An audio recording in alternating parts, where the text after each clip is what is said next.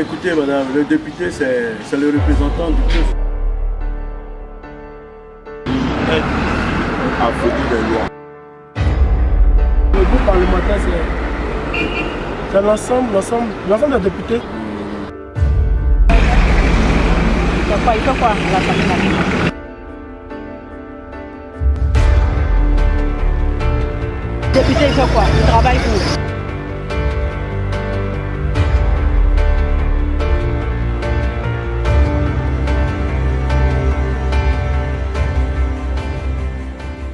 Je pourrais dire que la loi, c'est déjà une règle qui régit la société.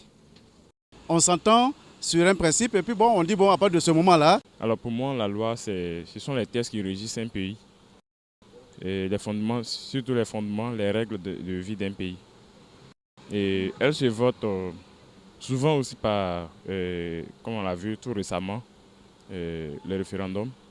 Et aussi, la loi peut aussi être soumise par nos différents députés. On ne peut plus faire ceci, on peut faire cela, et ça devient une loi. Que chaque citoyen doit respecter. La loi, c'est vous respecter la loi. Les députés qui représentent le peuple, ce sont eux qui font la loi. Bon, la loi, pour moi, c'est un assemblage de règles. Bon, pour moi, la loi, c'est l'ensemble des règles établies par l'autorité pour pouvoir emmener les citoyens à marcher selon la droiture. Ils envoient ça envers l'Assemblée, puis l'Assemblée valide ça. C'est pour respecter. Les lois sont votées à l'Assemblée nationale. C'est l'Assemblée qui représente la population, le peuple, voilà, qui vote, je peux dire, à leur place. Et elle est adoptée de manière unanime. Et maintenant, si le président de l'Assemblée nationale atteste que ça peut passer, là, elle est soumise maintenant au président de la République. Et puis bon, confirmée pour que ça puisse passer de manière officielle pour être appliquée. La loi permet à la nation, aux hommes qui la constituent, de ne pas s'égarer du droit chemin. Et ça permet donc aux individus dans une nation de savoir bien se comporter. La loi est votée en Assemblée nationale. Et pour voter, il faut qu'on s'entende. Les lois sont votées par le Parlement, par l'ensemble des députés qui forment le Parlement.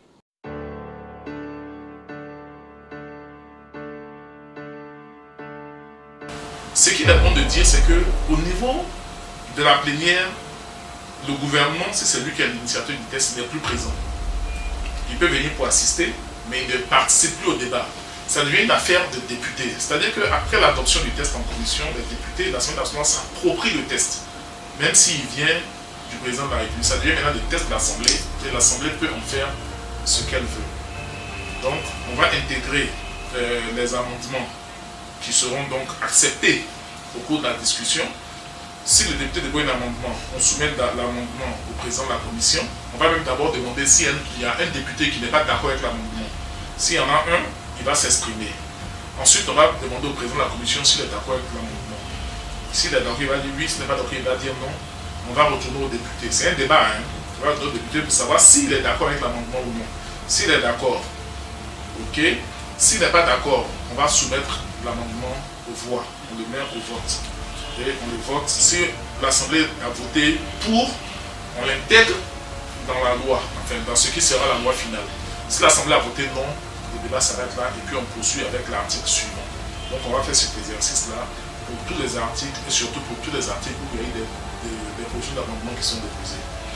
Lorsqu'on arrive au bout du processus, qu'on a fini avec le dernier article, le président va poser la question au député de savoir si, on va soumettre le test au vote, donc il va poser la question aux députés de savoir s'ils sont pour le test. Ceux qui sont d'accord vont voter pour. Ensuite, il va demander ceux qui sont contre. Ceux qui sont contre vont voter contre. Et ensuite, il va demander ceux qui s'abstiennent. Ceux qui s'abstiennent aussi vont voter leur abstention. Et à la fin, on va faire un décompte. Et c'est le plus grand nombre de voix portées sur un choix qui l'emporte. Donc s'il y a beaucoup plus de oui, de pour, donc c'est le pour qui l'emporte, le test est adopté. S'il y a beaucoup plus de contre, donc c'est le contre qui l'emporte, le test est rejeté. Et puis, les abstentions, dans le décompte final, on les compte comme des refus. Oui, on les compte comme des refus dans le décompte final. Des refus. Donc, s'il y a beaucoup plus de pour qui se sont manifestés, le président dit que le test est adopté. Et c'est là qu'il tape sur la table avec le marteau en droit qu'on appelle le maillet. Donc, ça veut dire que l'Assemblée a décidé que ce test est adopté. Mais une fois que le test est adopté, le processus n'est pas encore fini. Une fois que le test est adopté, il va revenir encore au niveau des députés, membres de la commission qui l'ont adopté, et surtout aussi au niveau de l'administration. On va intégrer dans le test les différents amendements qui ont été acceptés au cours de la plénière. Et on va donc faire ce qu'on appelle la rédaction finale de la loi. Le président qui a présidé la séance, il va signer la loi. On a généralement 2 secrétaires qui assistent le président au cours des plénières. Un des 2 secrétaires va aussi signer la loi. Et puis, ce test signé-là, le président va signer une lettre de transmission de ce test-là au président de la République. Le test donc va arriver sur la table du président de la République. Et là encore, il y a un autre cheminement. C'est-à-dire que le président de la République peut décider que le test tel qu'il est sorti de l'Assemblée nationale, avec les différentes modifications, ça lui convient. Si ça lui convient, il fait ce qu'on appelle la promulgation. C'est-à-dire qu'il va donner un numéro à la loi, et c'est ce numéro qu'il donne à la loi est l'expression de ce qu'il est d'accord avec la loi. Mais le président aussi peut ne pas être d'accord. Il peut estimer que son test, par exemple, va arriver à l'Assemblée nationale et qu'il a été tellement modifié qu'il est complètement dénaturé. Ça ne correspond plus à lui, sa politique ou bien l'action sociale qu'il voulait mener. Donc, il peut décider de ramener le test à l'Assemblée nationale pour que les députés réexaminent le test en donnant donc un certain nombre d'indications sur ce que lui il souhaite. Les députés, on va reprendre donc le processus depuis le début. On reprend le processus et les députés vont voter à nouveau sur le test. Si les députés votent cette fois-ci, le président n'a pas d'autre choix que de promulguer le test. C'est-à-dire qu'après la deuxième lecture, là, le président est obligé d'accepter. Maintenant, il y a autre chose que le président peut faire. Il peut estimer que dans le test qu'on lui a ramené, il y a des dispositions, c'est-à-dire qu'il y a des articles qui contredisent la Constitution, qui sont contraires à la Constitution. Parce que dans les lois, il y a une hiérarchie, il y a un rang. En premier, c'est la Constitution, les conventions internationales, la loi ordinaire, et puis les décrets, et ainsi de suite. Donc, chaque test inférieur doit respecter le test qui est au-dessus de lui.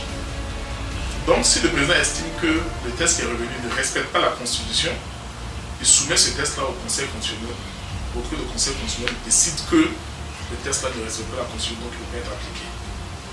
Mais là encore, si le Conseil constitutionnel décide que le test respecte la Constitution, le président est obligé de le promulguer. Et une fois que le test est promulgué, il faut le porter à la connaissance des populations. C'est aux populations que le test doit s'appliquer. Tout à l'heure, quand on définissait la loi, j'ai dit que nul n'est censé ignorer la loi. C'est-à-dire que chacun est censé savoir qu'il y a une loi qui existe sur telle question.